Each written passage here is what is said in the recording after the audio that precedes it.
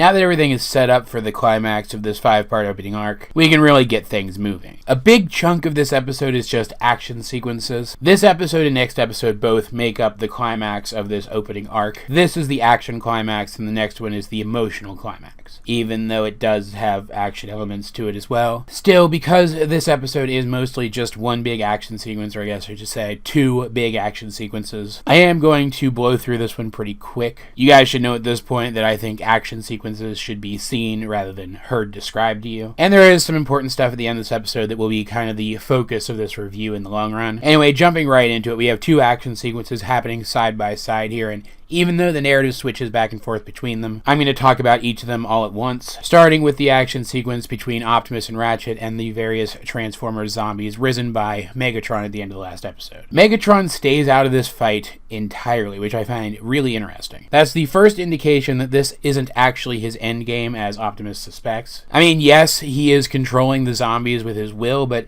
if he had gotten involved as well, he would have destroyed these 2 characters right here. But instead, he treats this entirely as a test drive for his zombies, a test drive for his control over Dark Energon. Having so much Dark Energon around them is starting to weaken Ratchet and Optimus. Remember, these are robots who can feel ill, and they can also feel fatigued. They're starting to feel fatigued. They continue to feel more and more fatigued as this fight goes on. So even if Megatron isn't involving himself directly, even if he isn't aiming to destroy these 2 right here and now, he is still weakening them for what comes next. However, it is a good thing that Optimus brought Ratchet along, because having a medic along with him, the 2 of them are able to learn fairly quickly that dismembering the zombies hurts them more than shooting them. So they switch to melee weapons, and they are able to carve through this entire army of dead Transformers, doing such extensive damage to their bodies that even the Dark Energon can't keep them moving anymore. And the entire time, Megatron is just standing over them like a badass, watching them struggle. It's such an iconic scene for this Megatron's character, for this version of Megatron's character.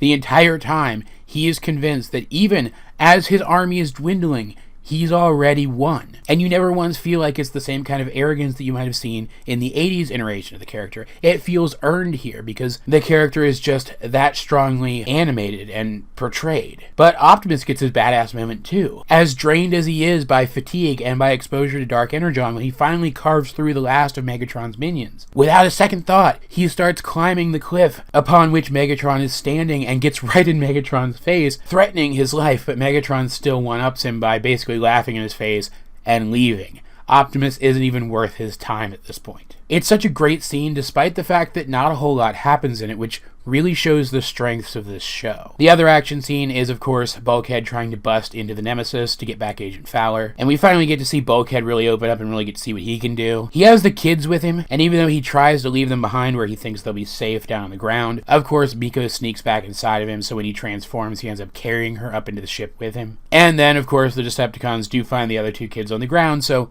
all of the kids end up in the ship anyway. But we do get to see Bulkhead being quite a badass. His armor is thick enough that he can shrug off blaster hits from his opponents, and he is powerful enough that he can take down Terracons with single hits. We even see that he's quite skilled at using the environment against his enemies. And considering that we hadn't really seen him fight up to this point, it's good to see the show log some time with him. They also use this scene, I think, to great effect to show the scale of this battle relative to these kids. The enemies are huge, and they have no chance of defeating them themselves. They have to rely on these large robots to help them. And where we had been told that, we're actually shown that here, which is important for later in the episode. Because Jack and Raph came to try to help Miko despite the fact that they had no chance of actually doing that themselves, they are unable to ground bridge Bumblebee and RC directly to the fight. So Bumblebee and RC have to drive the long way. Thankfully, the Nemesis wasn't parked somewhere in Australia or something. Thankfully, they landed their ship in a local location. Otherwise, the 2 of them never would have gotten there. But they do, and they're able to help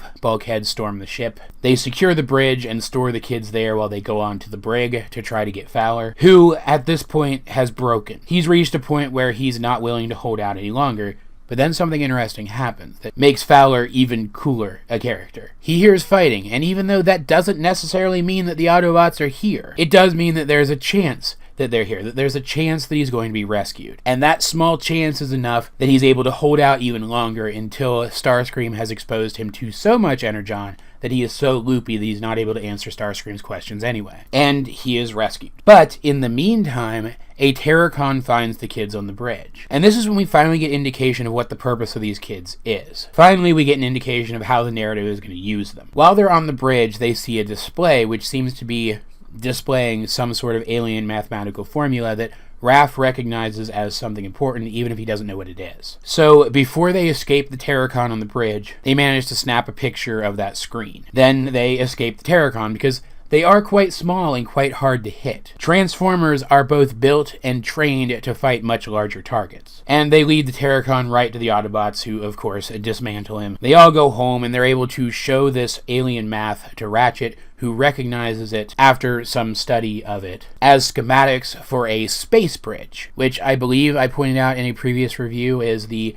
space equivalent of a ground bridge. It can basically create portals to anywhere, and it seems that Megatron is either building one or has already built one. And Bulkhead, of course, thinks this is a good thing, that Megatron plans to leave Earth, but Optimus points out that a space bridge works in both directions, which is just goofy. Everybody knows that a wormhole only runs one direction. You have to go through and then dial the gate back in order to send anything back through. Now, I'm kidding, obviously. Because of this, they're able to deduce that the reason Megatron wasn't concerned with destroying Optimus back in that canyon is because he has much bigger plans. Now that he has a space bridge, it's apparent that he plans to send Dark Energon back to Cybertron and raise all of the dead on Cybertron, millions of Transformers, all under his control, and then bring them back to Earth. That will be a victory for him. He will win. There will be no way to stand up to him once that happens. And if Starscream hadn't taken Fowler and led the Autobots to the Nemesis to get that information, they never would have known what his plan was, and he would have gotten away with it. Yes, you could say that he would have gotten away with it if not for those meddling kids. So once again, the Autobots have a leg up on the Decepticons' plans, but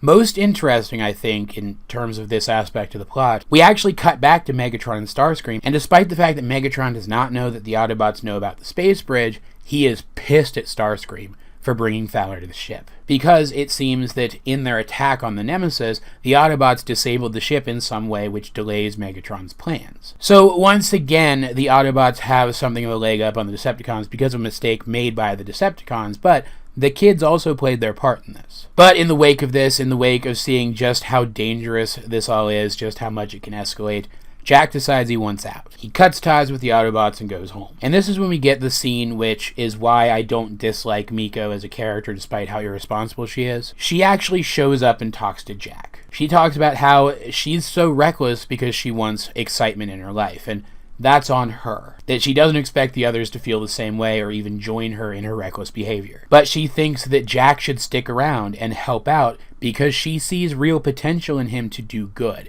She sees that he could be more than what he is. She doesn't come right out and say it, but the implication is that she sees that he could be a hero. It doesn't get through to him, but it does make an impression on the audience and kind of justify why her character is the way that it is. And I really appreciate that. That is about where the episode ends, though, which means we only have one part left. I really love this episode. I mentioned in the previous one that the previous episode is a great lead into this episode, and I have a tendency to watch the two of them back to back, regardless of why I'm watching either. And that's not just because Part 3 is a great lead-in to Part 4, it's also because Part 4 is super compelling. All the pieces that they've been assembling up to this point just fit together so seamlessly in this episode. Like I said, this episode even does a good job of showing us why these kids are necessary to the narrative of the show. Yeah, there's a lot of coincidences that happened here. If Miko hadn't gone along with Bulkhead, for example, the chain of events which occurred which allowed them to get the picture of that formula never would have happened, and that was just an impulsive thing that Miko did. It's not like she planned that. But her presence at the Autobot base still caused that to happen, and that's a big deal. Obviously, these human characters and their role on this team have room to grow. But I do think that it was important for this opening arc to show us what they bring to the table, and it did. And it continues to in the next episode.